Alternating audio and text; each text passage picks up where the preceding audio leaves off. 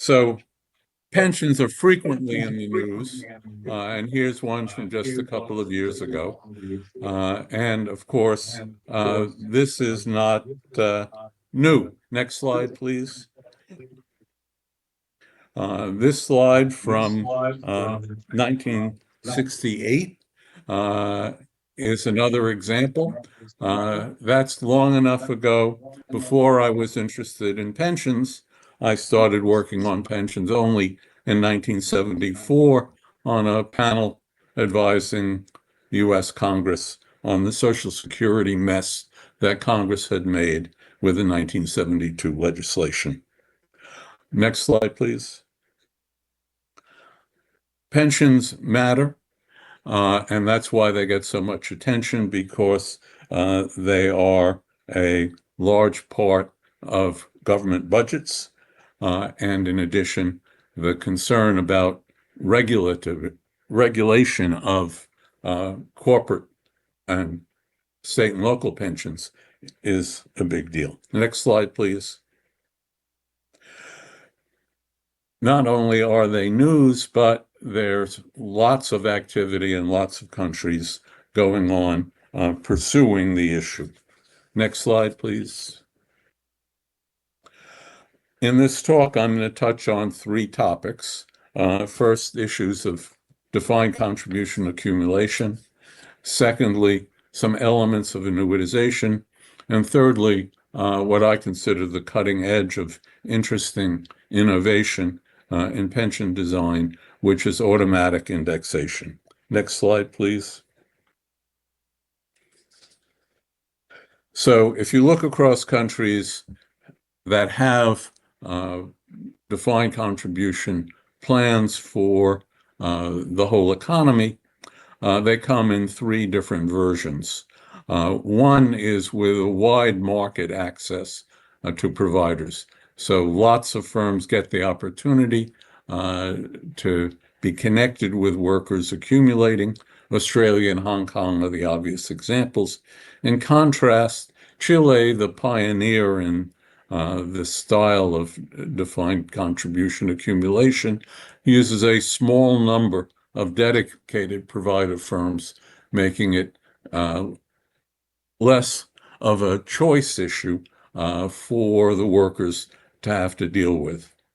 And then the smallest one, the central organizer, prime example is Sweden's premium pension, which I will get back to in a bit. That organizer uses a large number of alternative investment options. I will not dig into Nest in the UK, which isn't directly a national pension, but offers the opportunity for small governments to use them for the pension, and that is with greatly restricted portfolio choice, with the portfolio constructed quite widely. Next slide, please. The issue of the providers and the charges that go with providers is a big deal.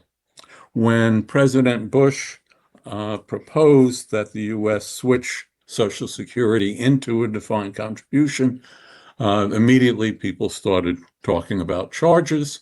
And I remember one of the supporters of the president saying they're not a big deal, so you charge 1% on your fund. That's not a big deal. That view would be accurate if the only fees were upfront fees when you deposit. But if you have, which is the standard style, an annual fee based on the size of the accumulated portfolio, then your money over a 40-year career is being hit 40 times for the earliest deposits and 20 times half for those coming in halfway. And if you do a simulation picking a wage growth and picking a fee and picking a rate of return on assets, you get that roughly you lose 20% of your accumulation if you have a 1% annual fee. The ratio there is 20 to 1. So it is a big deal, and it is important that there'd be a structure that has low fees. Next slide, please. Here are some examples of what gets charged in Hong Kong. There are lots of different funds with different basic designs. The fees are large, and the need to shop is significant. If two different providers are giving you the same return on the assets, then which may be hard to tell, then the range in the fees is something individuals have to worry about. Next slide, please. In contrast to those big numbers, I want to talk about the thrift savings plan, which is the defined contribution pension for all federal employees. The fees, as you see, are tiny. And to begin with, the government only gave that small menu of alternatives. They've since opened up a bit of going broader, despite the attention to the fact that these low fees do very well by people. So this kind of spread, these numbers are a little bit low because a federal employee can consult the thrift savings plan with questions, or could turn to the employer's office dealing with them, just as in a large firm like MIT, where I get my pension, you can consult MIT people about what you're doing, or you can go directly to the provider that is being used. So there's a big deal here, and when you view that 20-to-1 ratio, that matters. Next, please.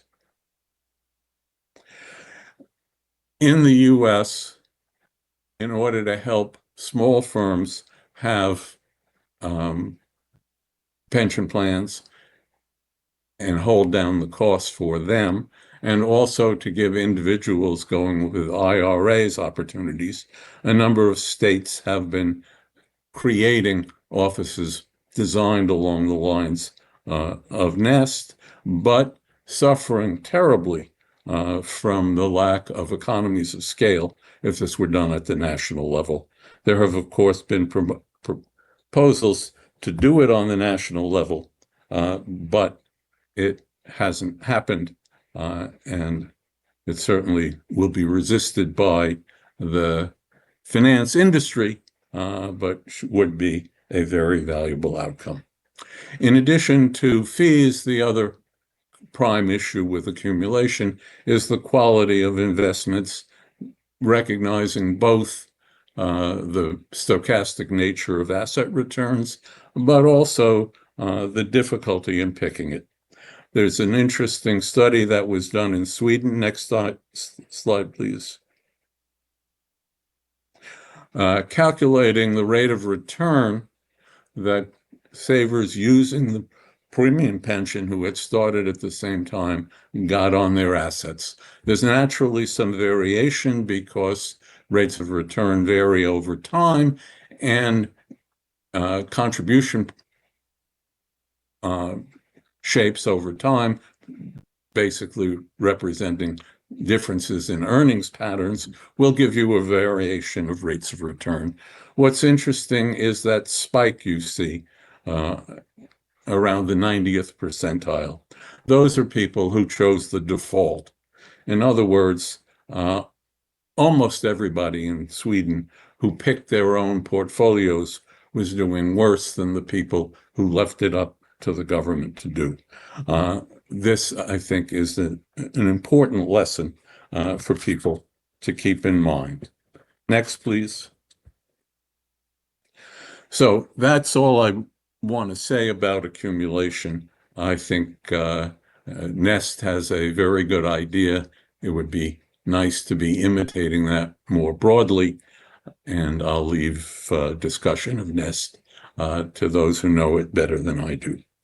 What about annuitization? Because benefits could be just left for individuals to use as they please, could be with annuity options, and could be with annuity requirements. So what are the different approaches we see across the well-developed countries in terms of doing annuitization? I'm not so much interested in mandate, not mandate, how much, things like that. Good questions. I want to just focus on how it's being done. So in Chile and previously in the UK, it was done through the market. That is, there was mandatory annuitization in the UK. There was voluntary annuitization with a behavioral push in Chile. But in each case, it came through the market. In Chile, it came through a government organized method. In the UK, on the other hand, it turned people loose. Next slide, please. So what happened in the UK when they studied it was that a lot of people didn't shop for annuities, and you see the estimate, overall 80% of people purchasing an annuity from their existing pension provider, which 60% did, would have done better if they had gone elsewhere. Previous slide, please. So moving from there, I want to go to the case of annuities being provided by the plan, which can be done with the risk resting in the plan as a whole, with different ways of allocating it, or risk could be shared narrowly within the cohort, as in Sweden. I will get to that later on. Or with NDCs, the plan is the provider, and the issue is, what does the plan do for dealing with the risks in the return from the annuities? There are different ways that could be done. And lastly, I will touch on a defined benefit plan provider, which is Canada. I want to talk about what Canada does with the risks associated with annuitization. Next slide, and then the one after. So let me turn to Sweden. The Sweden premium pension is the defined contribution pension. Sweden mandates both an NDC and a DC, and they were organized quite differently from each other. But turning to the pension, there are two options an individual can have when claiming benefits. One is to hand it to the government, which will behave like the market does generally, with some guaranteed amount and then adjustments above that when it's profitable. The more interesting one, I think, for analytical purposes, is this second option, which resembles a tontine. So the amount of the pension is recalculated once each year by applying what they call an annuity divisor, which is they look at your balance and they give you a benefit which is a constant times your balance based on the fund shares you had in December. And then two things happen. You continue holding the ones not taken for your benefit, and you earn rate of return on that portfolio. And secondly, people in your birth cohort who die, their accumulations don't go to the government. They get distributed to the members of the cohort in proportion to their balances. So it's like a rolling tontine element. Next slide, please. So I want to turn next to automatic adjustments, because that's been an increasingly hot topic. In part, they've been around for a long time, prices and wages in adjusting benefits and adjusting the max that's subject to contribution. but the use has been spreading, and in particular, I'll mention that the dependency ratio is used in both contributions and the value of a point, which is a critical part of determining your benefit increase from year to year. Life expectancy, of course, is used the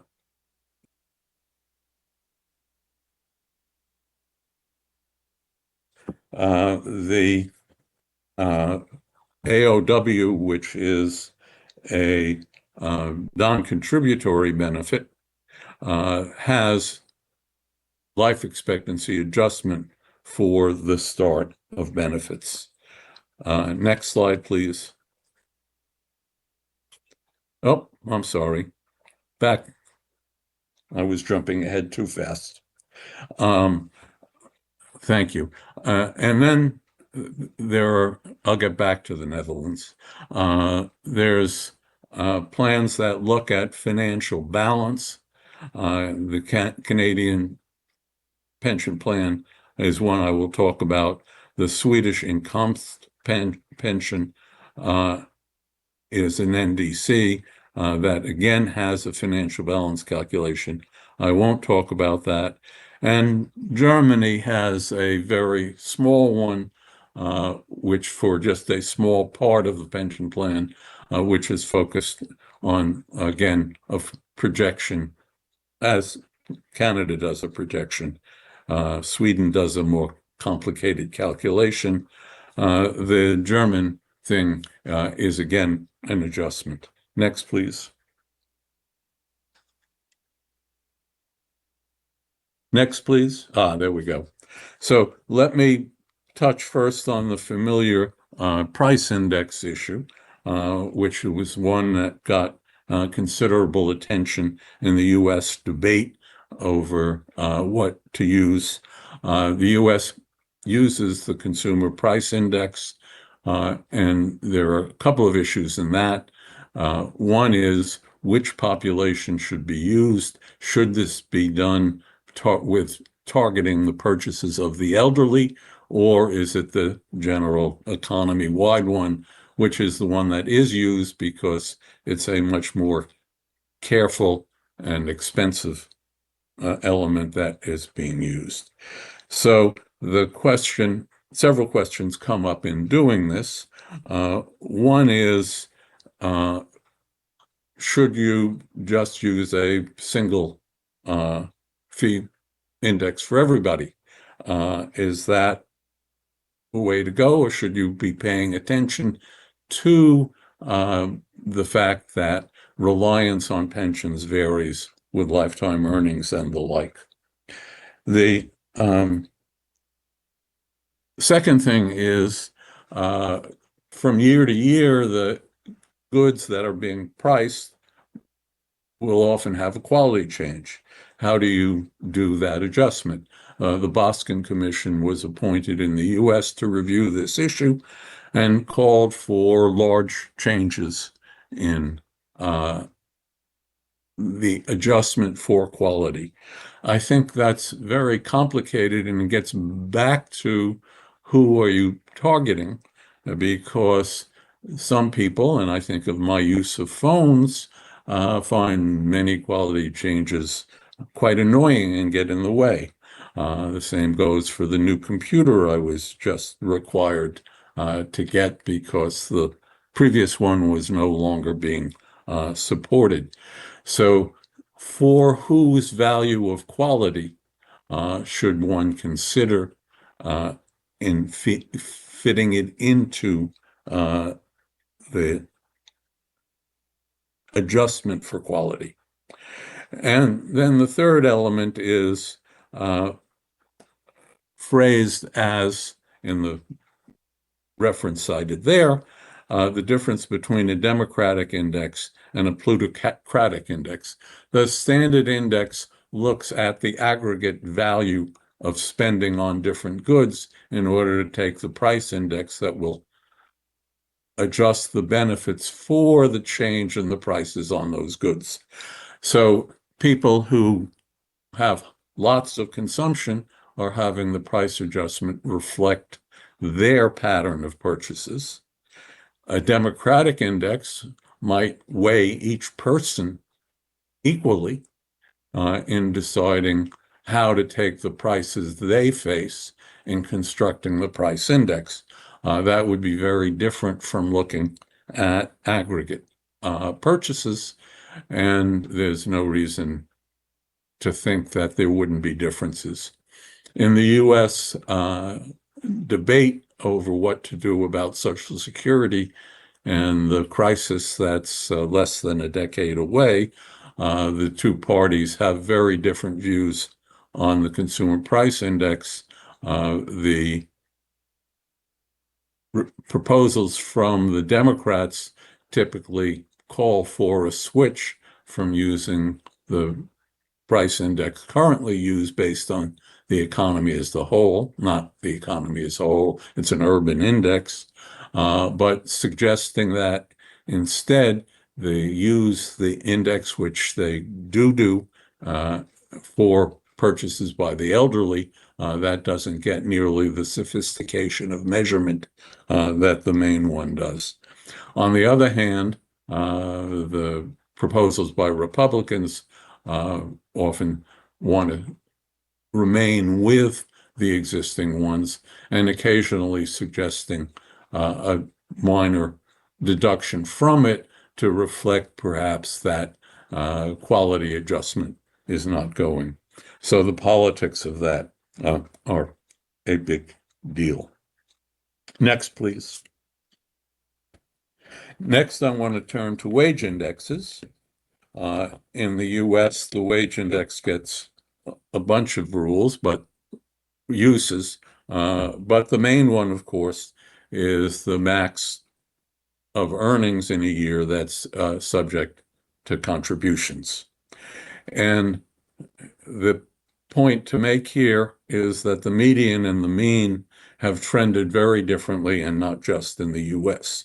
What this has meant in the US is that the fraction of total earnings that are subject to contribution has been shrinking over time as the earnings distribution has become more unequal, something that's reflected in the median mean difference in this picture. One could, of course, index in order to have a given fraction of earnings subject to contribution. This is a bigger deal in the US than in most other countries because the US benefit formula is itself progressive and being financed by lower benefit rates for higher earners. So that's a big part of the financing part. Typically, defined benefit pensions are linear, but typically they're also supported with extra benefits for those with lower earnings.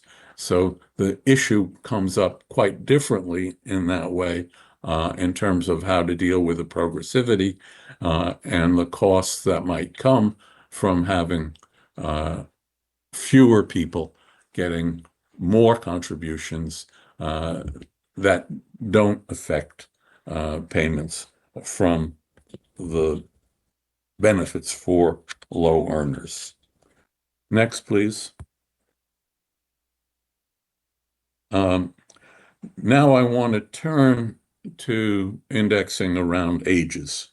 Life expectancy is the natural thing to use, and the focus here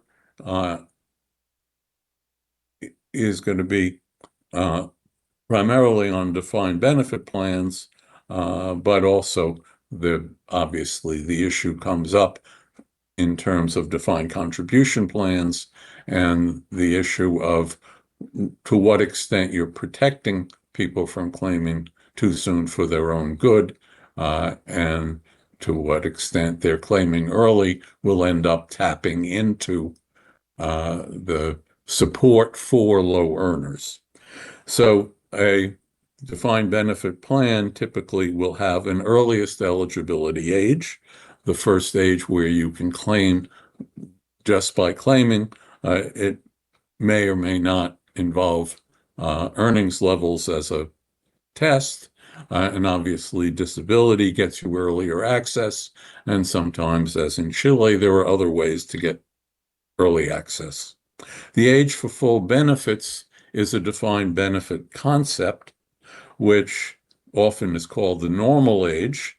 And the benefit formula is a formula for the benefit of someone claiming at that age. If you claim at an earlier age or a later age, you get an adjustment of your benefit based on the age you claim relative to the age for full benefit. So increasing the earliest eligibility age just affects the people who are interested in claiming early. And it may influence people to do that if they think of that behaviorally as something that's wise to do, or friends do, or what have you. Changing the age for full benefits changes the benefit level for every worker getting the benefit, because when you increase the age for full benefits for an early claim, you've increased the number of years for which the benefit will be reduced for early claiming, and you've reduced the number of years that you get an increase for having delayed beyond that. So moving the age for full benefits is a way of reducing benefits without using the words reducing benefits. But that's what it's equivalent to. Now, some defined benefit plans, U.S. as an example, has an earliest eligibility age, which is 60 and has been 60 unchanged, and a normal age, which was 65 for many years, had legislation that slowly increased it as part of the 1983 reform, and has regular proposals to increase it further, either legislatively or by doing automatic indexing. Automatic indexing is present in some plans. I won't go into the details, but the point I want to make is the considerations around stopping people from claiming sooner than you think the government thinks is good for them, and the issue of adjusting the level of benefits as a function of the age of claiming. Obviously, people have the opportunity to work long and undo that reduction. Those are two very different things playing very different roles in how they impact people. And so what is a bad design, in my view, is if you have one age for both of those rather than two separate ages. For example, the Swedish NDC has one age for both of those, doesn't have a normal age, and I think moving them together is bad design. A second element that shows up very clearly in US data is some people take the normal age as a recommendation, and indeed of the people who have not yet claimed by the time they reach the normal age, there is often a spike of claims at that point. The next slide, please. So, I'm sorry, I've lost my place on. I'm sorry, we've just done it. Next slide, please. This is what I just talked about. Thank you. Netherlands is the example I wanted to show you, that its non-contributory benefit has the current rule. If you were born after September 1957, your AOW, the name of the pension age, will be set 5 years in advance of when you reach the age. And starting with 2022, that will be linked to life expectancy. The age, the last time I got a number up, was 67 in 2024, and this will be happening automatically. So there's a question here of how much advance notice you should give people so that they can plan for the timing of the retirement. The later it is, the more you're reflecting the projections of life expectancy that lie behind your measure for the index, and the closer it gets, the less time you give people to have to know more precisely what it is. So that's the compromise the Netherlands chose, and the seems like a sensible rule, but I don't know. It would be good to have some empirical work to sort that out. Next slide, please. So thinking about how benefits increase with a delayed start, there are several issues that come up, and I think there's very little literature, so I'm flagging this as an issue.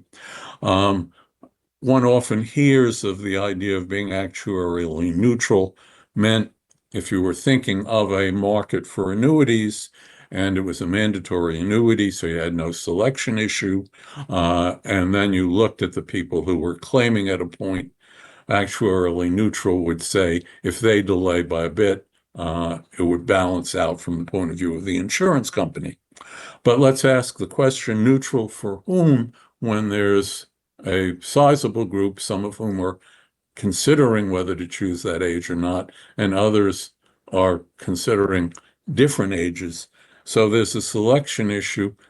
To what extent should that be in the calculations? Another item is the earnings insurance aspect. Often the timing of starting of retirement for those who work past the earliest eligibility age is reflective of their earnings opportunities. Obviously, being laid off often leads to claiming benefits you would put off, the job becoming less pleasant, more difficult, whatever is another reason to consider it. Or on this basis, you can think of being less than actuarially neutral as being a way of providing some earnings insurance for the people running into trouble triggering retirement. This has been modeled formally on a simple basis in a paper I wrote with Jim Murley's back in the 70s. But the point here is there is a real issue here distributionally. And then there's the question of earnings histories and whether you want to think about the length of careers as it's correlated with earnings histories as part of your overall thinking. Next, please. So now I want to turn to funding. Funding is done very differently across the different countries with plans. The non-contributory AOW that I've mentioned previously has no funding. It just comes out of the government budget. In Germany, a lot of it comes out of the government budget, but their target of funding is quite small, rather than coming out of the contribution flow. And indeed, the design is built with attention to, as I mentioned, the fact that both the contribution rate and the benefit rate are influenced by looking at the ratio of the retirement age population to the working age population. So that form of indexing is a way of going with relatively low funding because it's fairly predictable of what's going on. Sweden, with its incomes pension, has a sizable fund, and it's big enough to think of as adequate for several recessions. The U.S. That I mentioned back in '83 really took a different role. Was focused on the baby boom and the change in the size of the labor force relative to retirement. It would be growing before turning around and shrinking compared to the ratio earlier. And so the U.S. built up a large fund and then let it run down.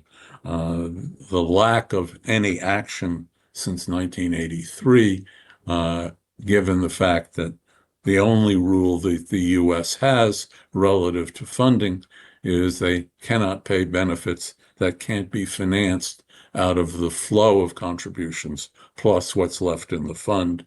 When the fund hits zero, forecasted for 33 or so, it moves around a little bit, then everybody will get a 20-25% benefit cut, depending on how it comes out, if there is no other legislation. That would obviously be politically unacceptable to a lot of the voters. And so how to deal with that crisis is a bad design as opposed to doing something that pays attention to intergeneral equity more thoroughly and carefully. And I'm going to talk a bit about the Canada Pension Plan in that line. And let me just mention that it's regular to regulate with funding rules both corporate plans and local government plans. National governments kind of leave themselves free, as we see from the descriptions of the funding in these examples. There's an interesting ongoing debate in the U.S. over the right treatment of state and local plans, their government plans, so the fear of bankruptcy is not the same issue it is with corporate plans, but there are other concerns. It's an interesting hot topic. Next slide, please. What I want to do is briefly talk about the semi-automatic adjustment in the Canada Pension Plan. The word base is there because Canada had a plan much like the U.S. started in the 60s, and then Canada decided to expand and runs the two parts slightly differently. So that's the base that's there. Every 3 years, the chief actuary looks at the contribution rate required to be able to pay all benefits for 75 years, but also has a rule that looking at the funding ratio they project in 60 years, it must be at least as large as their projection in 10 years. Next, please. If the required contribution rate is higher than the current legislated rate, and if in the window the government doesn't do anything about it, then the contribution rate is increased by 1/2 of the excess, and the nominal benefits are frozen. No inflation adjustment. Those last for 3 years. Adjusting the contribution rate seems to me a good idea. Freezing nominal benefits without paying attention to what the inflation rate is seems to me an inherently very bad idea, and probably would not last politically. And the idea of increasing the rate for just a short period rather than phasing in a slower increase over a longer time seems to be not so good. In my book with Peter Orszag on Social Security reform, we laid out a different approach. Next, please. So the three reform ideas from the Canada Pension Plan, periodic automatic adjustment, that seems to me to be a really good idea. A steady state target for funding as way of addressing cross cohorts, and a trust fund investment in a large diversified portfolio as opposed to the idiocy of the US being in government bonds. That again seems like a good idea. Next and last slide. In part, some of my talk has drawn on the second of two books Nick Barr and I have written that has been used in discussions in some countries. We are hard at work on a new book, which is a year or two away, which will contain much more information, including a lot of the things I have talked about.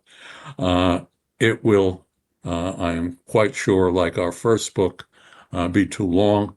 With the first book being too long, led us to a second book. The third book being too long will probably lead us to a fourth. I certainly hope so. Thank you. Over for comments, ma'am.